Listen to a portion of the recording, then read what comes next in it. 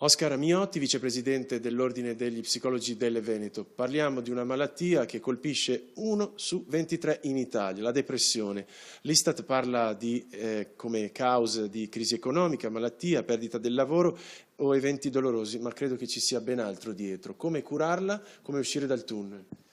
Certo, la depressione, ci sono vari tipi di depressione, ci sono depressioni endogene, cosiddette, sono delle depressioni che si scatenano nel fisico per cause chimiche e quelle vanno curate con i farmaci, ma non sono la maggior parte delle depressioni. Ci sono delle depressioni per le quali la mattina non ti alzi dal letto e quelle sono depressioni che pian piano hanno bisogno di un percorso lento.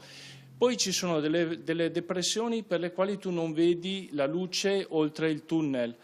Allora è importante rifare il patto con la vita e riuscire a rivedere in se stessi quelle caratteristiche positive che avevi prima, quello per cui tu prima credevi e che adesso non credi più.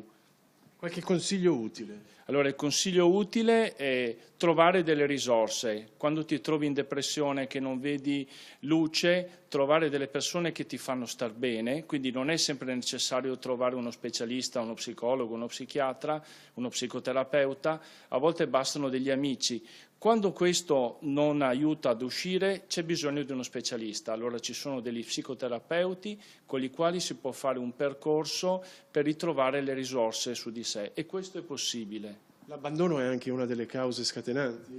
Io purtroppo sto vedendo molte persone tra i 40 e i 50 anni che sono sole, che non riescono dopo un abbandono coniugale a trovare una nuova persona, sono deluse dell'amore e questo crea veramente una depressione molto, molto profonda.